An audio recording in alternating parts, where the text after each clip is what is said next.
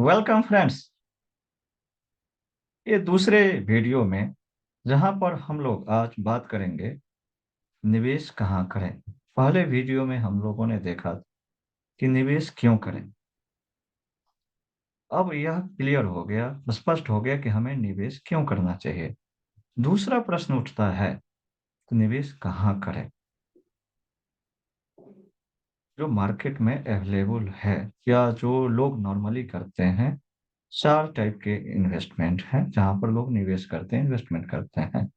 उसमें पहला है जो ट्रेडिशनली चलते आए, बहुत सारे लोग उसमें करते आए हैं, वो फिक्स्ड इनकम इंस्ट्रूमेंट है।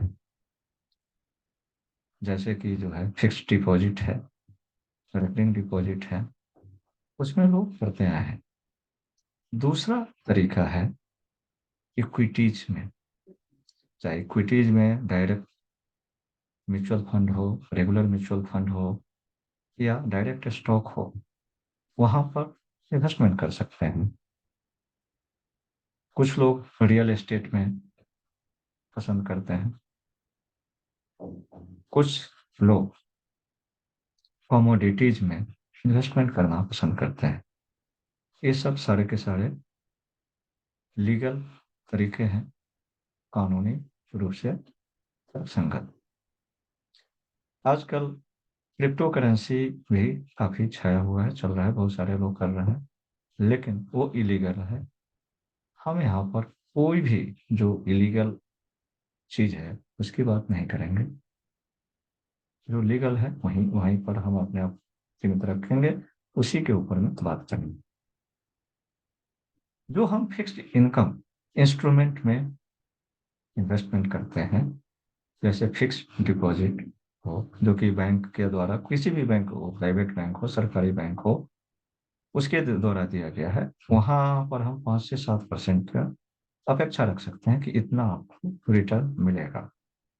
हो सकता है कुछ बैंक अब ही 5 से भी कम कर दिए हैं, 4 ही है, 3.5 4 है, निर्भर करता है। ये है। दूसरा आपका एज भी उससे भी प्रभावित होता है कि आप सीनियर सिटीजन हैं या नहीं।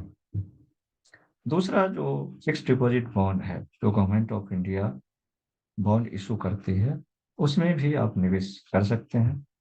उसमें आपको 8% मिल सकता है, हो सकता है कुछ ज्यादा हो। ये टेंटेटिव की फिगर है, ऊपर नीचे हो सकता है, अलग अलग बॉन्ड्स अलग अलग हैं। जो गवर्नमेंट एजेंसी से जुड़ा हुआ है, जैसे NHAI है, चाहे हुडको है, तो बहुत सारे पब्लिक सेक्टर एंटिटीज हैं, उनको पैसे की जरूरत होती है तो बॉन्ड इशू करते हैं, उसमें आप इन्वेस्ट कर सकते हैं। उसमें भी टेंटेटिव 8% के आसपास आपको मिलेगा। बहुत सारे कॉरपोरेट्स हैं, जो अच्छे अच्छे कॉरपोरेट हैं, उनके बॉन्ड अगर आते हैं वहां भी आप इन्वेस्ट कर सकते हैं और आपको 8% के आसपास की उम्मीद रखनी चाहिए। अगर आप बहुत ही कंजर्वेटिव इन्वेस्टर हैं, आप किसी ढंग के रिस्क नहीं लेना चाहते हैं, तो आप इसमें जा सकते हैं। दूसरे तरीके के हैं जो थोड़ा सा रिसर्च करना चाहते हैं या जो सलाहकार की मदद से करना चाहें, जो रिस्क टेकर हैं, वो इक्विटी में जा सकते हैं। इक्विटी म्यूचुअल फंड में 10 से 15% तक का आपको रिटर्न की संभावना है। डायरेक्ट स्टॉक में जाएंगे तो ट्रेडिशनली अभी तक देखा गया है कि अगर पिछले जो भी है 15 20 साल 25 साल का देखें तो 14 से 15% जो है इक्विटी में रिटर्न आया है इंडेक्स में। उसके डायरेक्ट अगर अलग अलग स्टॉक में आप इन्वेस्टमेंट करते हैं तो इसकी कोई गारंटी नहीं कि आपको इतना मिलेगा ही। हो सकता है आपका जो कैपिटल है, जो पैसे लगाए हैं, वो भी सुरक्षित नहीं रहे, वो भी कम हो जाए। लेकिन अगर आप व्यवस्थित रूप से सोच समझ के करेंगे, जानकारी लेके करेंगे, तो आपको 15 से 20% हो सकता है, उससे ज्यादा भी रिटर्न मिले। तो यहाँ जोखिम है, रिस्क है, तो उसके एवज में आपको जो रिटर्न है वो भी अच्छे मिलने की पूरी संभावना है, मिलेगा। तीसरा है रियल एस्टेट। बहुत सारे लोग रियल एस्टेट में भी करते हैं।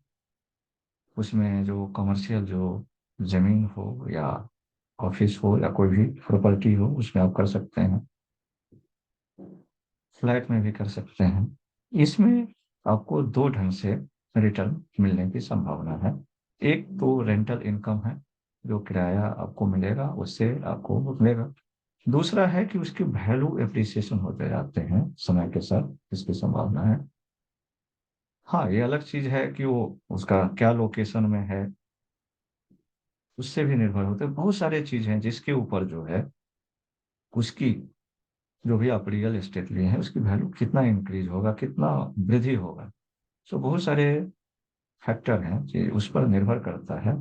हम उसके डिटेल में नहीं जा रहे हैं, लेकिन दो तरीके हैं। पहला तो रेंटल इनकम, दूसरा कि उसकी एप्रिसिएशन होगा, प्राइस एप्रिसिएशन हो, उसकी कीमत में बढ़ोतरी होगी, इससे आपको मिलेगा। हाँ, एक चीज आपको ध्यान रखना होगा कि रियल एस्टेट में अच्छा खासा इन्वेस्टमेंट लगता है, और दूसरा जो है इसमें तरलता की कमी है, इलिक्विड है।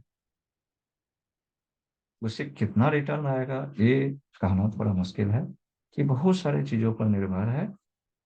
और उसमें ये भी देखा जा सकता है कि बहुत कम हो, 2-3% हो सकता है, 8-10 भी हो, 15 हो, 20 भी हो। वो निर्भर करेगा कि बहुत सारी चीजों हैं, तो उसमें कहना थोड़ा मुश्किल है। तीसरा जो है कमोडिटी, जो प्रेशस मेटल्स हैं, गोल्ड है, सिल्वर है, प्लेटिनम है, उसमें लोग इन्वेस्टमेंट करना पसंद करते हैं। ट्रेडिशनली लोग गोल्ड के ज्वेलरी, सिल्वर ज्वेलरी में इन्वेस्ट करते हैं, उनके जो आभूषण है सोने की चांदी उसमें करते हैं। अभी नए एवेन्यू भी शुरू हो गया है, सॉवरेन गोल्ड फंड, वहां भी लोग कर सकते हैं, करते हैं। ईटीएफ के थ्रू भी आप कर सकते हैं, और उससे जो 8% के आसपास जो है आप रिटर्न की उम्मीद रख सकते हैं। ये भी है कि इसमें जो आपका इन्वेस्टमेंट है वो सुरक्षित रहता है, ये भी है। तो ये अलग अलग तरीके हैं कि आप कहाँ इन्वेस्टमेंट करना चाहें, कितना आपका जो है जोखिम लेने की क्षमता है, रिस्क एपेटाइट कितना है, और आप इसके लिए कितना मेहनत करना चाहते हैं, उसके लिए सीखना चाहते हैं, या सलाहकार अच्छे लेकर के उसके थ्रू जो है, जो फाइनेंशियल एडवाइजर है उसके थ्रू करना चाहेंगे, तो उसके हिसाब से आप अपना चुन सकते हैं कि आपको किसके साथ जाना है। जो सामान्य रूप से देखा गया है, लोग सभी तरह के इन्वेस्टमेंट में रखते हैं कुछ कुछ। फिक्स्ड इंस्ट्रूमेंट में मेरे हिसाब से कम 10% होना चाहिए, कि जब भी आपको कोई पैसे की आवश्यकता हो, अचानक पैसे की आवश्यकता हो, तो आप वहां से निकाल सकें, ले सकें, और उसका उपयोग कर सकते हैं। जो इक्विटीज है उसमें अगर आप इन्वेस्ट करते हैं तो इसमें लॉन्ग टर्म में, लंबे समय अवधि के लिए 10 साल से ज्यादा का हो, तो उसमें अच्छे रिटर्न की उम्मीद रख सकते हैं। अगर आपका जो है 3 साल से कम के लिए इन्वेस्टमेंट है, मैं तो कहता हूँ 5 साल से भी कम हो, तो उसको आप फिक्स्ड डिपॉजिट है इस ढंग के, या डेट इंस्ट्रूमेंट है, उसमें आप रख सकते हैं। इन चीजों जो अभी मैं उपयोग कर रहा हूँ, डेट इंस्ट्रूमेंट है सब, अभी हो सकता है आपको नहीं समझना, आगे के जो वीडियोज आएंगे उसमें सबके बारे में हम लोग डिटेल में बात करेंगे, जिसमें आपको ये सब समझ में आ गए। तो उन चीजों में आप कर सकते हैं। अगर आपका 5 से 10 साल का टेन्योर हो, तो आप मिक्स जो है, कुछ ऋण कुछ इक्विटी में रख सकते हैं। बैलेंस्ड फंड है म्यूचुअल फंड के, उसके थ्रू आप कर सकते हैं। अगर आप 10 साल से ज्यादा का व्यू है, आप पैसे नहीं निकालेंगे, उसमें छोड़ेंगे, तो निश्चित रूप से आपको इक्विटी में जाना चाहिए। चाहे इक्विटी म्यूचुअल फंड हो या डायरेक्ट स्टॉक मार्केट हो, कि आपके कितने आपका जो जानकारी रखते हैं, या आपका रिस्क एपेटाइट क्या है। रियल एस्टेट निश्चित रूप से अपना एक घर तो आपको रखना ही होगा, रखेंगे। इसके अलावा आपके ऊपर चॉइस पर निर्भर है कि कुछ आप रियल एस्टेट रखना चाहें या नहीं रखना चाहते हैं।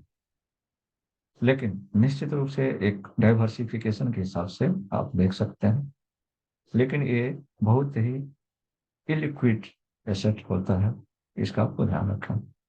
कमोडिटीज में भी कुछ इन्वेस्टमेंट अप टू 10%, 10% तक रख सकते हैं। कुछ लोग 5% प्रीफर करते हैं, कुछ 10। स्वाभाविक है कि जो वीमेन फोक है कुछ ना कुछ ज्वेलरी में रखना पसंद करती हैं, तो जो बेयर मिनिमम है कम से कम जितना है उतना रखें। उससे ज्यादा जो है या तो ईटीएफ में जाए, और नहीं तो सबसे अच्छा अभी विकल्प जो है सरकार देती है, सॉवरेन गोल्ड बॉन्ड बॉन्ड में आप जाएं, जहां पर आपको सालाना 2.5% जो है रिटर्न, 2.5% आपको गवर्नमेंट देगी। इसके अलावा जो भी पैसे की उसमें कीमत में बढ़ोतरी होगी 8 साल के लिए होता है। उसके बाद जब मैच्योर हो जाएगा तो आपको जो रिटर्न मिलेगा वो उस समय के जो कीमत होगा उसके हिसाब से, अभी जिस कीमत पर आप लगाएंगे और उस समय जो कीमत होगा उसके हिसाब से आपको मिलेगा। तो इसमें निश्चित रूप से ये उम्मीद कर सकते हैं कि आपको बढ़ा हुआ कम से कम 8% के आसपास मिलना चाहिए। हो सकता है वो ज्यादा भी हो कम भी हो। तो ये जो है बहुत ही अच्छा विकल्प है, उसमें भी आप कर सकते हैं। तो ये सब जो है अलग अलग एवेन्यू है, अलग अलग तरीके हैं जहां पर आप कर सकते हैं, देख सकते हैं। अगेन कोई भी जो इलीगल जो है, जो भारत में गवर्नमेंट के द्वारा लीगल नहीं है, लाइक क्रिप्टो करेंसी वगैरह, उसकी बात हम यहाँ नहीं करेंगे।